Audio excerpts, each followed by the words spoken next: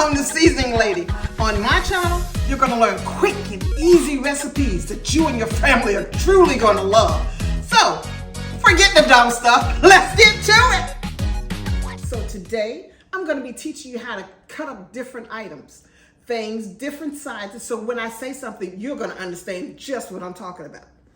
I found some zucchini that looked like it was going bad, but as you see, it's not. So let's get it. What we're gonna do, we're just gonna make a little slit here. We're gonna lay the knife pretty much on the table and we're gonna roll the zucchini toward you while you're cutting. And that way you can get rid of that ugly skin, because see, the zucchini's fine. So you can literally use whatever you have in your refrigerator. It's a good way to keep your products from going bad. Vegetable costs way too much to be throwing them in the trash. Speaking of trash, I do have me a can right down here. You know, it's nothing like using those plastic bags in order to give yourself a quick and easy way to get rid of the trash. Clean as you go, you just don't know, because it will make it so much easier. It helps you to want to be in the kitchen and do things. So we're gonna go ahead and finish trimming that out. And then we're gonna cut those zucchini on the bias. And when I say the bias is cutting it at an angle.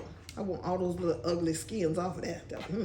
Not the sister. So we're just gonna cut it at an angle. Now, the best way for you to use your knife, you always wanna turn your fingers to make a little cup-like. And that way, you're never gonna be able to cut yourself or cut those nails. Come on now, we pay too much to get them cut. Get them done to be cutting them up. So we're gonna finish up that zucchini. And if your zucchini is a little large, because if you notice, this zucchini, it's a rather small in diameter. So I don't have to have a lot of big chunks. But if it is larger, all you would do is just cut it in half and give yourself a half bias.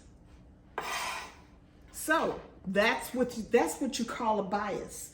We also can do chop. Now with onions and things, people are always saying, I can't do onions because they make me cry. Your first cut on that onion always has to be on the back where the root is. You want to cut that. That's going to keep you from crying.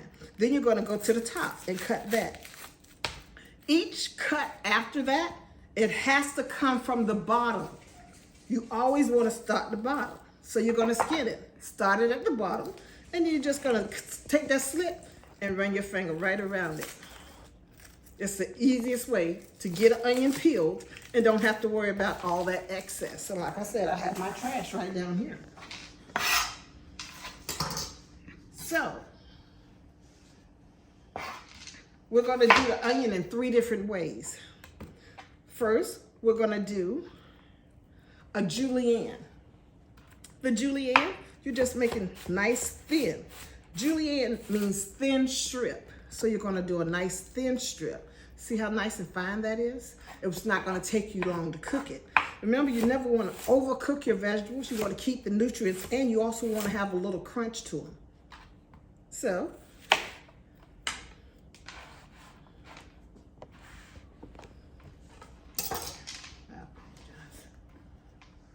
you have your bias, you have your julienne.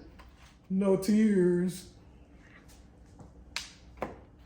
So now we're gonna do remember, your cut is always gonna start at the bottom. See, that's where your root was. The thinner you slice them, the thinner it will be. So, see how nice and thin that slice is? Just put him back together. And we're gonna do a minced. Like I said, you're gonna hold your knife like this with your fingers this way.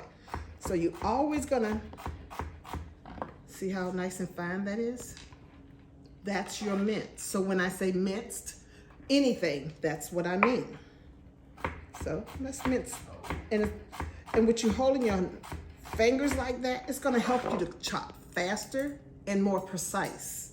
That's your mince. So let's go to a fine chop. A fine chop is about twice the size of your mince. So let's do your chop. See the difference?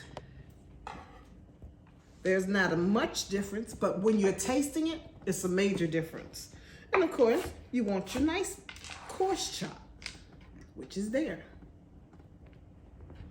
So we have 4 different ways that we're going to be doing things.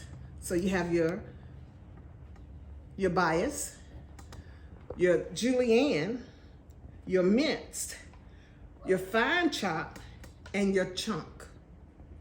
You could also do a larger chunk, like I like to use for my beef stew. Boy, I made a beef stew the other day. I'm gonna have to teach y'all that one. The beef stew, because you want to be able to hold the fact that you're gonna have to cook it, but you want to hold that flavor. You also want to hold the body of the onion. You want to know that that's in there. So that's some of the ways that we're going to be doing in order to do some things. So I tell you what, let's get started. We're going to start with a stir fry. And you can just take that and discard it. And we're going to cut that on the bias. Remember what I said the bias was?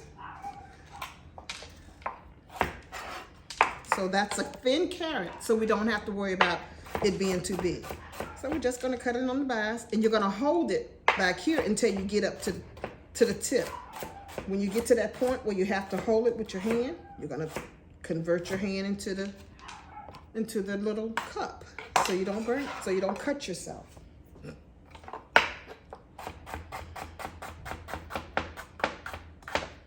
And I've already cut up 1 carrot.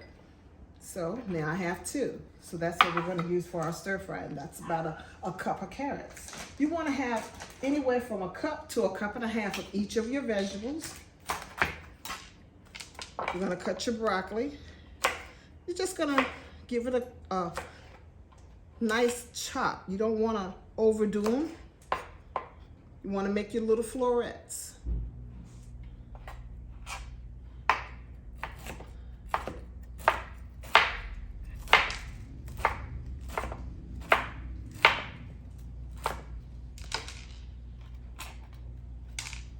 And you're going to do about a cup or a cup and a half of broccoli also. If you're one of those people who's scared you're going to cut yourself no matter what, then take your broccoli, hold it between your hand, between your fingers, with your thumb on the back side and your fingers in front, and keep your knife inside of your fingers. That's another way to keep you from cutting yourself. Making sure that your pieces are not too large.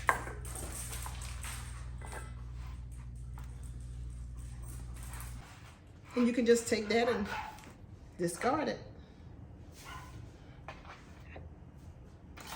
And we're going to cut that on the bias. Remember what I said the bias was? So that's a thin carrot, so we don't have to worry about it being too big. So we're just going to cut it on the bias, and you're going to hold it back here until you get up to the tip. When you get to that point where you have to hold it with your hand, you're going to convert your hand into the little cup, so you don't burn, so you don't cut yourself.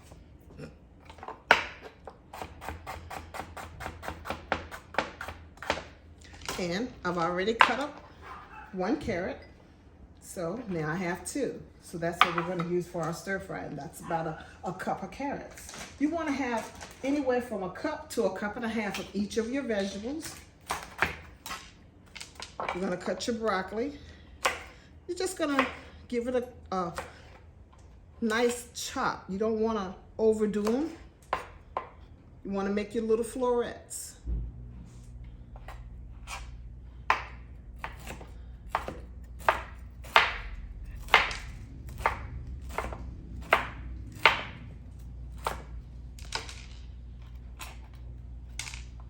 And you're going to do about a cup or a cup and a half of broccoli also. If you're one of those people who's scared you're going to cut yourself no matter what, then take your broccoli, hold it between your hand, between your fingers, with your thumb on the back side and your fingers in front, and keep your knife inside of your fingers. That's another way to keep you from cutting yourself. Making sure that your pieces are not too large.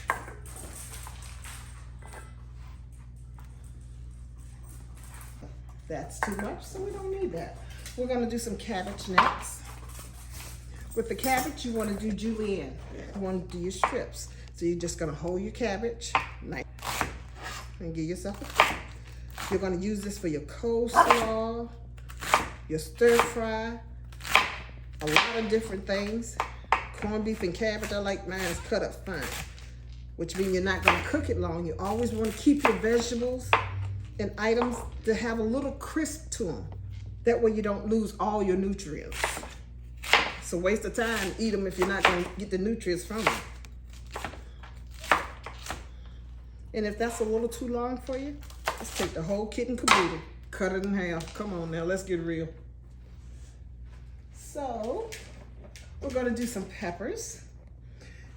You always wanna try to get that coloring. See the colors that you have? That's gonna be beautiful on your plate. Okay? So let's do some peppers. Make sure you take that rib out the center, because that rib is a little bitter. Do yourself some quick juliennes there too. One good thing you might want to consider is one day of the week, maybe twice a week, cut your vegetables. Keep yourself some cut vegetables in the refrigerator, because they're going to be good for 3-4 days. And that way you don't have to worry about cutting things each and every time, because your prep time means a lot. If you have to do this every time, you're not going to want to do it. It's too much work. We don't have time for it. Forget the dumb stuff. You want to make it quick and easy and out the kitchen. I wanted kale, but I don't have it. So I'm using some baby spinach. You can do this 2 different ways. You can just coarsely chop it, which is just take it out. It's already been washed and prepared, so just do it like that. Now, if you're a vegan or trying to eat more fresh veggies, you can just take your veggies after you finish cooking them, pour them on top of this spinach, and it will wilt just enough that you'll be satisfied. So I think it's time to get to the stove and get the cooking. Let's get to it. Don't forget to like, comment, subscribe, and tell your friends about the seasoning lady.